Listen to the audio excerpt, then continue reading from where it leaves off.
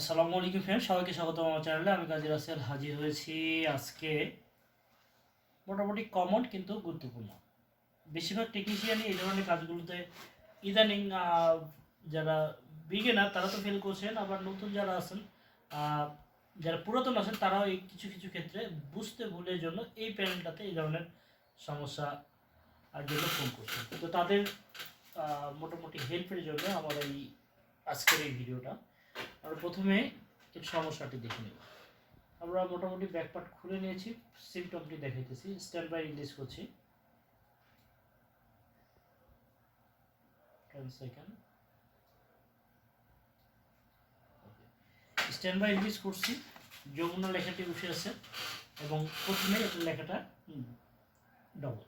তো মোটামুটি আমরা ডবল ইমেজ সমস্যায় বলে থাকি, ডবল ইমেজ বা গেট লাইন শর্ট, জাম্পিং, বিভিন্ন সলিউশন সমস্যা বলে থাকি।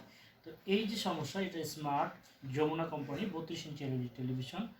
আর এই প্যানেলে যে সমস্যাটি দেখছি এটা মোটামুটি সবাই সিকেভি বলে যে জানতো, তার চেয়ে একটু ব্যতিক্রম বা টিকনটি একটু নতুন। যারা কাজ করেন কম তাদের জন্য আসলে নতুন, কিন্তু মোটামুটি এই টিকনগুলো অ্যাভেলেবল মানে। তো আমরা দেখতে পাচ্ছি সিমটম আছে, উপরে কিছু বার আছে, উপরে এই অংশটাতে আলাদা একটা কালার রিফ্লেকশন হচ্ছে এবং নিচের অংশে double image.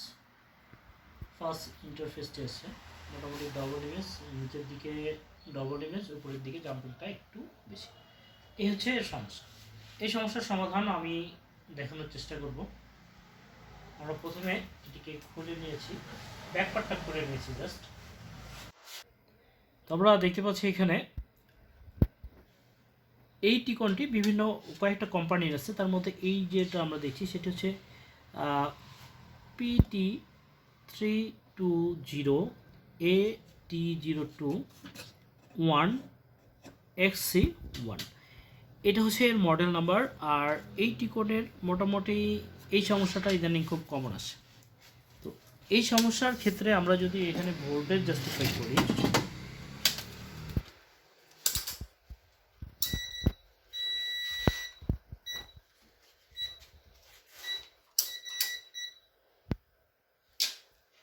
DC voltage main যে ফিল্টারিং ভোল্টেজ, এখানে 12 ভোল্ট প্রেজেন্ট। আর এভরিথিং ভোল্টেজ অবশ্যই ওকে থাকবে, এভিডিটি, ভিজিএইচ,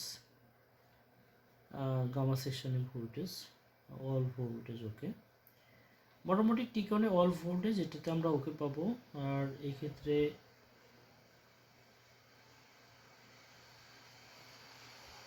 এইখানে যে আইসিগুলো ব্যবহার করছে, ফার্স্ট এলভিডিএস কানেকশন থেকে এইখানে যে আইসিটা আছে এটা হচ্ছে টিকন প্রসেসর, সাথে হচ্ছে ইপ্রম।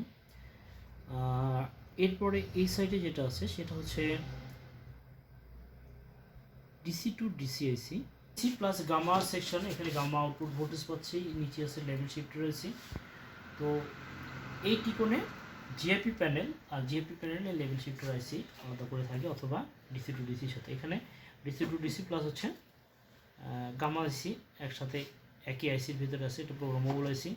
এরপরে নিচে আছে আলাদা করে একটা লেভেল শিফটার, আর লেভেল শিফটার থেকে গেট ভোল্টেজ, যেইখানে আসলে প্রবলেম। মোটামুটি এই টিকনে কিন্তু কোনো ফল্ট আমরা কোথাও পাবো না, কারণ এই ধরনের সিমটম ডবল ইমেজ, ফ্লিকিং, জাম্পিং, হালকা কালার যে ফল্টগুলো, এই সমস্যাগুলো সাধারণত গ্লাসের ভেতরের প্রবলেমের জন্য ক্রিয়েট হয়। তো এইখানে আমরা এর গেট এরিয়াতে ভোল্টেজ দেখছি, অড ইভেন ভোল্টেজ।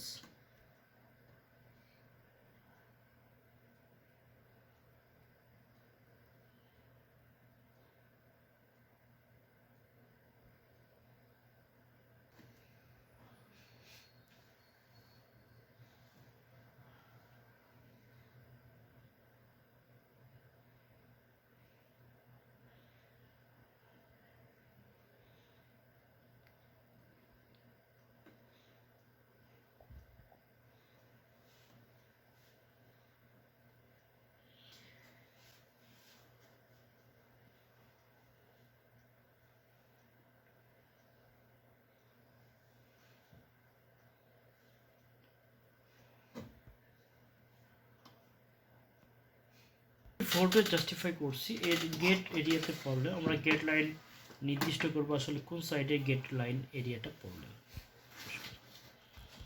আমরা অপোজিট সাইডের গেট এরিয়াটা রিমুভ করছি।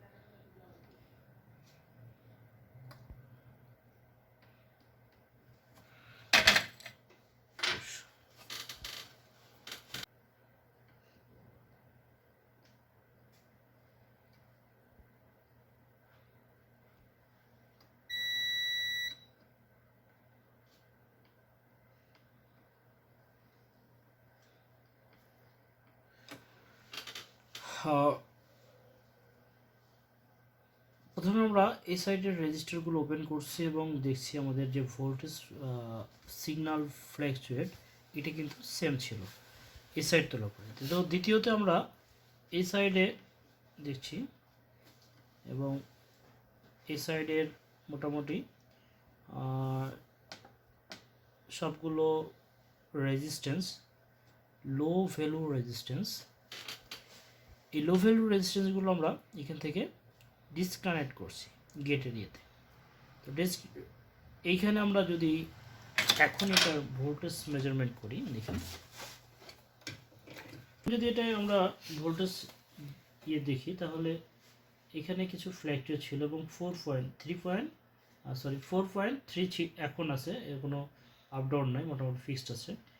আর তখন আমাদের এইখানে কিছু সিগন্যাল দেখাইতেছিল হচ্ছে 4.0।